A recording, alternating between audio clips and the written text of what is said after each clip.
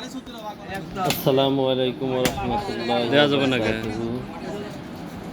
প্রিয় গাইস, আপনাদেরকে জানাই পবিত্র ঈদুল আজহা 2026 সালে সকলকে শুভেচ্ছা ও স্বাগত।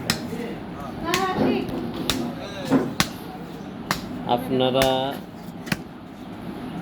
এই ভিডিওগুলো দেখতে পাবেন Yunus Ali media YouTube channel, এছাড়াও ইউনুস আলী পেজ আপনারা ফলো দিয়ে রাখবেন। প্রিয় শ্রোতা ভাই ও বন্ধুগণ, আজকে আমরা এমন একটি দিনে উপস্থিত হয়েছি যে দিনটি খুবই স্মরণীয়, বরণীয় ও খুবই মর্যাদাপূর্ণ একটা দিন। এই দিনটা হযরত আদম আলাইহিস সালাম থেকে শুরু করে আজকের দিন পর্যন্ত আমরা যুগে যুগে অতিবাহিত করে আসছি। এই দিন চ্যানেল ইউনুস আলী মিডিয়া সম্পর্কে পবিত্র কোরআনে আল্লাহ পাক বলছেন, আসিফ কুল ইন্না সালাতি ওয়া নুসুকি ওয়া মাহইয়া আসিফ তো ভালো পারে ওয়া মামাতি লিল্লাহি রাব্বিল আলামিন।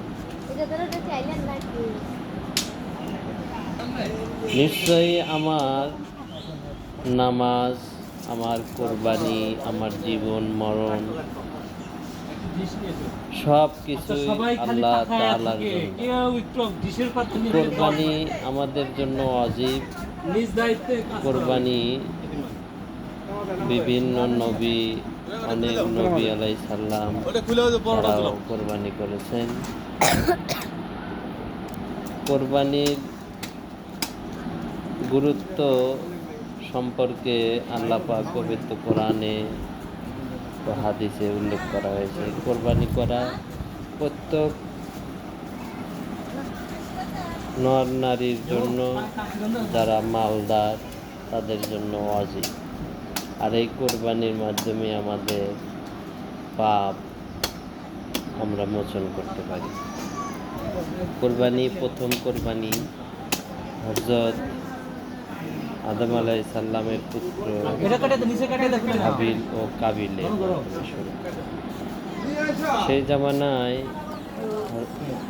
হাবিল ও কাবিল তারা একটি দুম্বা এবং কিছু শস্য খোলা মাঠের নিকট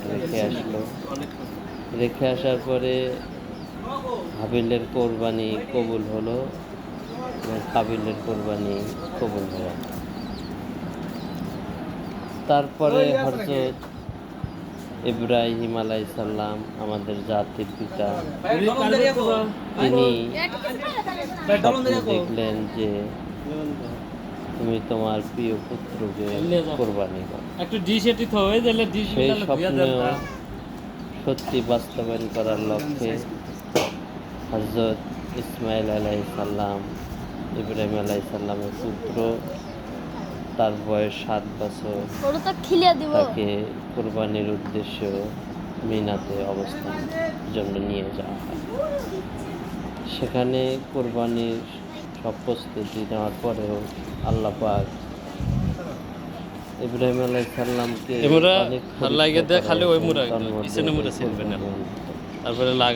কোরবানি আল্লাহ পাক তার মনের যে নিয়ত, সেটা আল্লাহর হুকুম বাস্তবায়ন, সেটা আল্লাহ পাক কবুল করে নিয়েছে।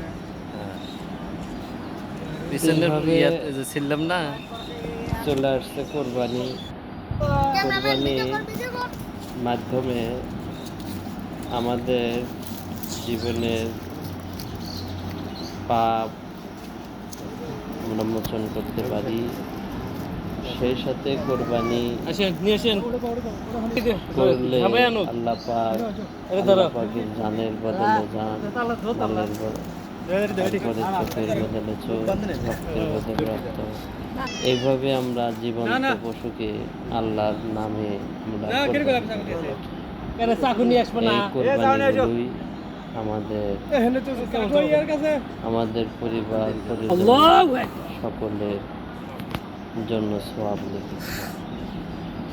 কোরবানির মাধ্যমে আরও আমরা এই গরিব দুঃখী যারা অসচ্ছল পরিবার রয়েছে তাদের নিকট আমরা এই গোস্তগুলো পৌঁছে দিই।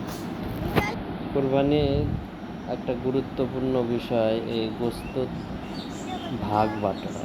গোস্ত তো আল্লাহ পাক আমাদেরকে তো আল্লাহ পাক তো আল্লাহর রহমতে আল্লাহর গ্রহণ রাস্তায় করে না, খায় না, আল্লাহর নামে জবে কারণ আল্লাহ বুঝতে পাক পারছো?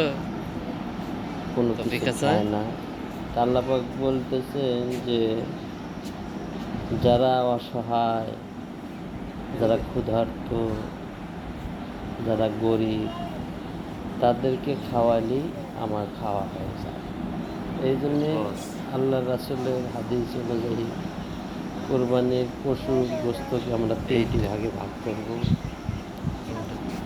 3টি ভাগে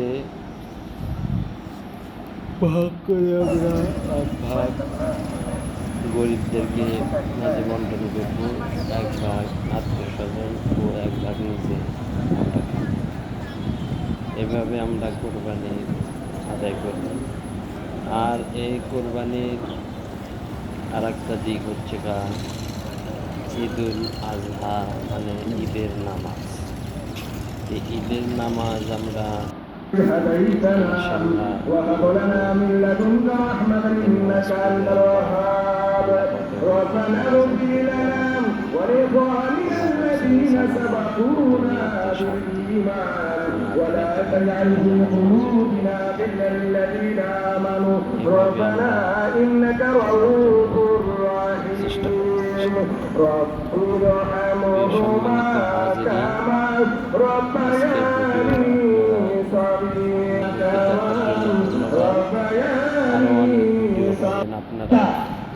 আল্লাহ পাক আমাদের ভাই দান কবুল করুন, মনের দরতে নেক আশাকে পুরো করুন, উড়ান পূরণ করুন, হায়াতে তৈবা নসিব করুন। ময়মনসিবকে আল্লাহ কবরে থেকে তাকে মাফ করে দিন, ব্যবসা বাণিজ্য থাকতে পারে কোথাও বলে আমিন। আর কি কেউ আছেন 3,000 টাকা বা 5,000 টাকা জেলা শেরপুর উপজেলার শহীদ আমাদের এই জায়ের ঈদগাহ সম্মানিত ময়দানে, সেক্রেটারি সেই সাথে আমিন ইসলাম জনাব আমিনুল ইসলাম রাজু ভাই, তিনি দিবেন 5,000 টাকা সবাই আলহামদুলিল্লাহ। উপজেলার আল্লাহ পাক আমাদের বাইরে দান করুন করুন, ব্যবসা বাণিজ্য আছে, দারিদ্র আছে, উন্নতি তরফে দান করুন, আত্মীয় স্বজন কবরবাসী থাকলে আল্লাহ মাফ করুন, আল্লাহ পাক তাদের হায়াতে তৈবা নসিব করে আমিন। ধন্যবাদ। তাদেরকে জান্নাতের ওয়ারিস বানায়া দিবেন। আজকে ভিডিও কার কথা বলেন? কথা বলেন করছি। আল্লাহর কথা। আল্লাহ হাফেজ। নবী বলেন আল্লাহ পাক সকলের লা ফাদলা লিআরাবিয়্যিন আমিন। على عجمي ولا عجمي على ربي ولا أبيض على أسود ولا أسود على أبيض إلا